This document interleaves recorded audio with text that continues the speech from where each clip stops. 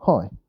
Basically, I'm going to show you now Starmer's chances in the next election. Well, Starmer and Labour's chances, for that matter, in the next election. They are basically toast. Uh, Number of reasons why. First of all, Magic Grandpa Corbyn, the ultra left commie bloke, ex Labour leader, has basically formed his own political party now, who are basically going to steal Labour's much needed votes from the next election. So that's going to split the left wing vote. Hopefully that'll go into the London mayor election as well. So basically we can finally get rid of Khan. And then after that, London will improve substantially. After that, I mean, there are decent people in London who try and vote for the correct political parties, but unfortunately, we all know who votes for Khan. Well, hopefully, if Corbyn puts his new political party in the London mayor election, hopefully that will ruin Khan's chances, and we'll have someone else in charge who knows what they're doing and basically understands what real people's concerns are, which is basically knife crime, robberies, other violent crimes, murders, and all that shit, rather than the UDES zone and basically all the woke bollocks that Khan stands for even. How he got to become a sir, I've no idea.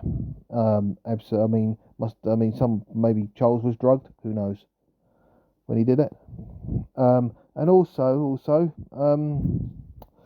Starmer basically wants to make Britain like North Korea in the amount of censorship. The fact that he's trying to outlaw VPNs, he's trying to outlaw this, trying to outlaw that, so you can't say anything online on social media anymore because he'll send the boys round to you, and you'll be basically basically taken put in front of a judge, nice left wing judge, and then thrown in jail. And we all know who's in charge of the justice system, don't we? Another left-wing hypocrite who basically is not even fit for that. I mean, but then again, none of the Labour Party are fit for their roles at all. Starmer's not fit to be Prime Minister, even in the remotest sense, especially with the disaster he had basically in terms of negotiations and his discussion with Donald Trump, because obviously Donald Trump sees him for the lying piece of shit that he really is. And not only that, Rachel from accounts isn't even fit to even work in a bank, let alone run Britain's economy. A foreign secretary is totally incompetent. Deputy Labour leader might be all right. Might be all right as a boozed up woman on Friday nights mouthing off, but nowhere near fit enough to be deputy leader. And we've got a women's rights minister who basically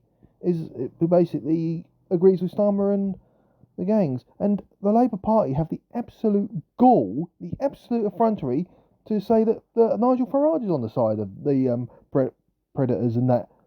It's just absolutely disgraceful. I mean, has this political party got no shame at all? Mind you saying that, I mean, they should bring on the election a lot nearer so we can basically see him get absolutely wiped out of a lot of his constituencies, only the inner city ones where people don't know any different.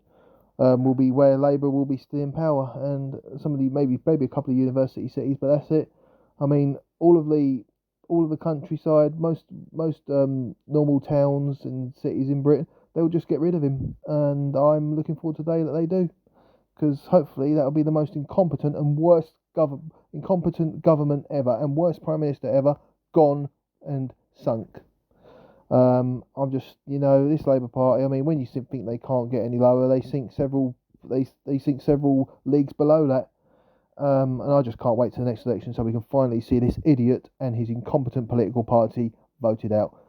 Labour is supposed to be for the working class. They're clearly not. They're clearly for the unions and the migrants.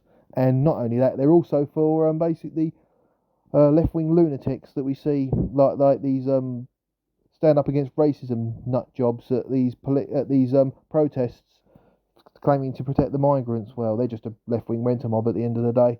They've got no they don't support anyone. I mean, can you see a lot of the Islamic communities in the Middle East supporting LGBTQ? Well, no, I can't either. Anyway, guys, take care. I will hopefully come out with another video soon.